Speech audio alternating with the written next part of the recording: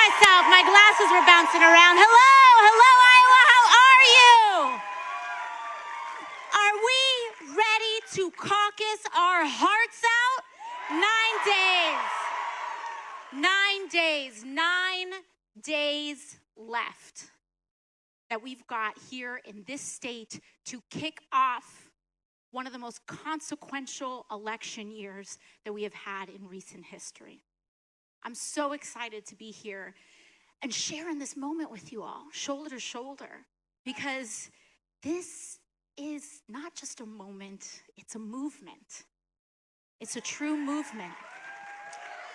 It's a movement for social, economic, and racial justice. It's a movement for true solidarity in the United States of America. And it's a movement to transform our public policy so that the United States can finally advance ideals and embody an advanced 21st century and establish 21st century human rights. That's really what this campaign is all about. That's why I'm here.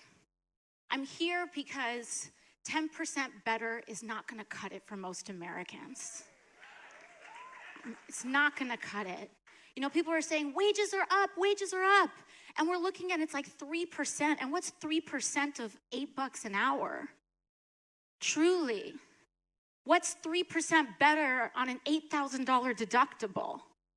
What's 3% better when people are being incarcerated for decades? What is 3% better when people are in tens of thousands, sometimes hundreds of thousands of dollars in student loan debt? What is 3% better? What's 3% better when children are being incarcerated at our border? We don't need 3% better. We don't need 10% better. We need fundamental change in the United States of America. That's why I'm here. That's why I'm here. But what it's going to take is for us to also change our politics as well. It's going to require us to transform and grow as individuals. It's going to take fighting for someone we don't know. That's what it's going to take. I'm proud to be a part of this movement because we need a true Green New Deal in this country.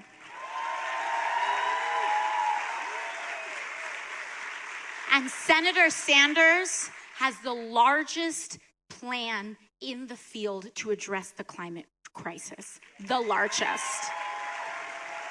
I'm here because we need true immigration justice in the United States of America. And I'm not here to reform some of these systems when we talk about immigration. I'm here because Senator Sanders has actually committed to breaking up ICE and CBP. That's why I'm here.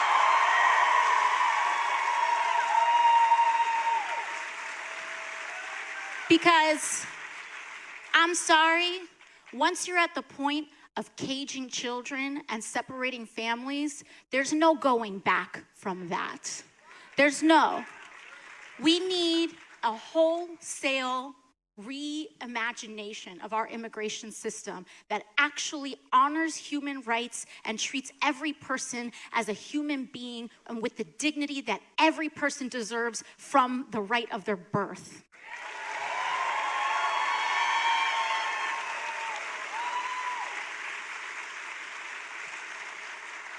I'm here because every person in this country deserves to be paid a living wage.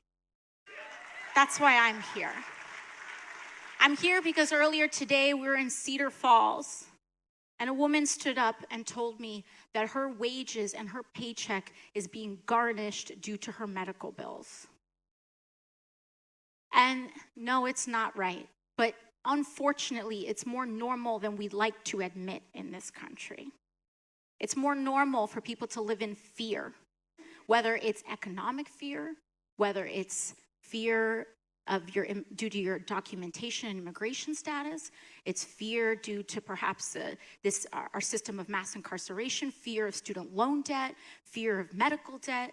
We should not live in fear, especially in one of the most prosperous and powerful countries in human history. We should not be living in fear. We should be coming together in collaborative movement work to establish a more advanced nation. That's what we should be doing. But here's the deal. That change cannot happen from the top down. It cannot. Fundamentally, that change cannot and will not come from the powerful.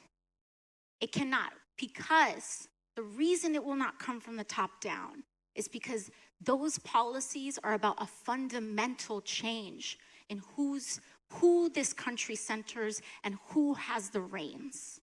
That is a huge and enormous shift. And what these policies are about centering working people and centering the marginalized instead of centering profit and centering the powerful. And so, if that is the shift, then it's up to us to make that shift, to organize that shift. When I was running for office, and I see it to this day, people who want to run for office, especially for Congress, they'll say, if you can't call your friends and family and raise $300K off of them in your first week, you might as well not even try. And it is said earnestly, and it is said honestly, and it's just said like, that's just the way it is. You know what else is just the way it is? People say, oh, people are in $50,000 of student loan debt. That's just the way it is.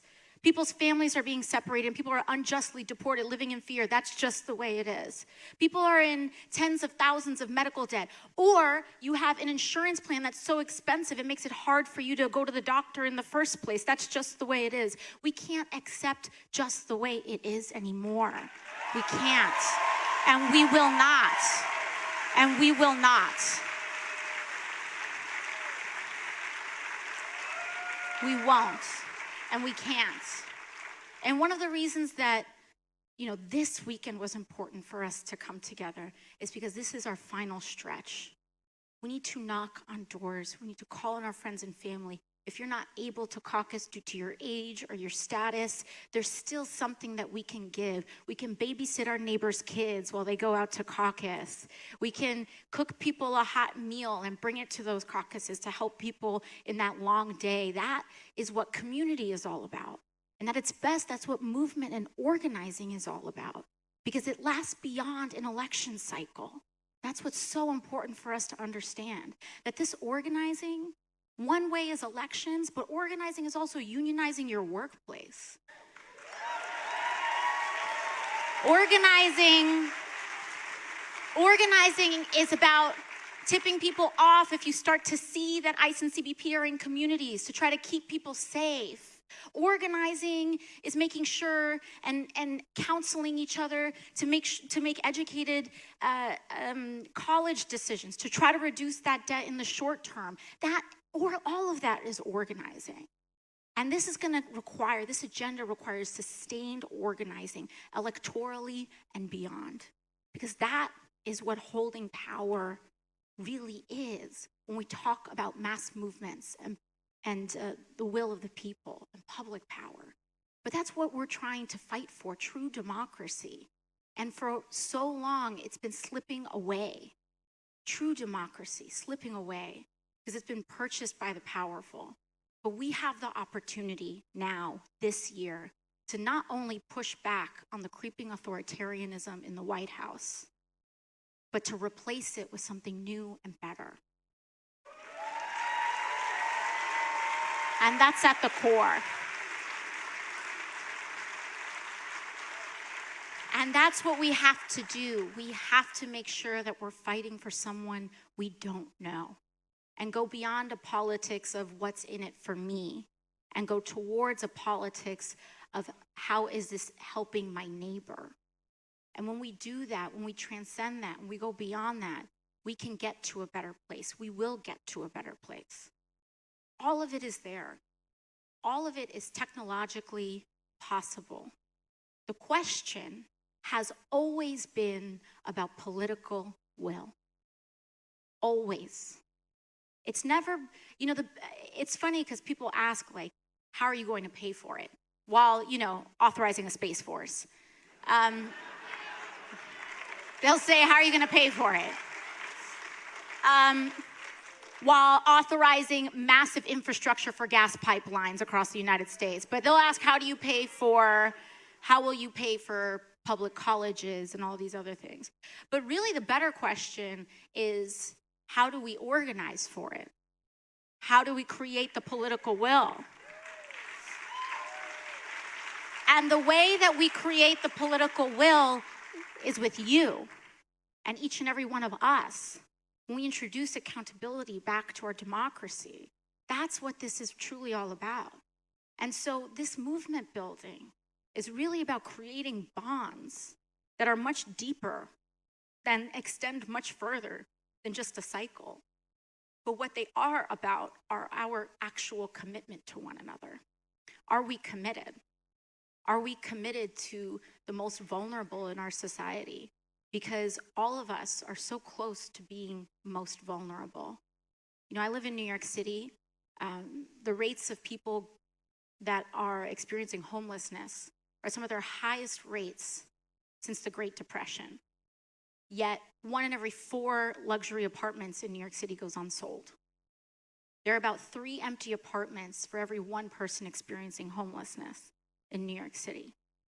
And that juxtaposition of some of the largest excess next to some of the worst depravity is not an accident.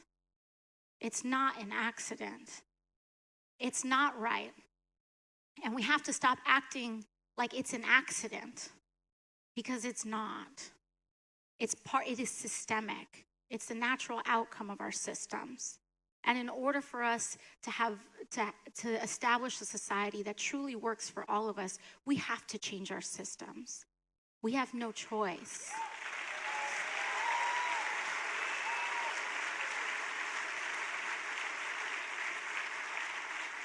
And I'm just thrilled to do that, because what's exciting about that is that it's not boring public policy. It's some of the most exciting and imaginative public policy. We're being challenged to actually reimagine our future and our present. That is what we're being challenged to do. And that is a scary thing. Because tinkering around the edges sometimes feels like the most politically feasible thing to do. But people will continue to suffer if we don't radically reimagine our systems. And not only that, but it's popular. It is popular. It is popular. And there's a lot of people that want to say that all of these proposals are fringe and radical and divisive, but really they are quite unifying. They are quite unifying. And more important than that, they are just. And they are the right thing to do.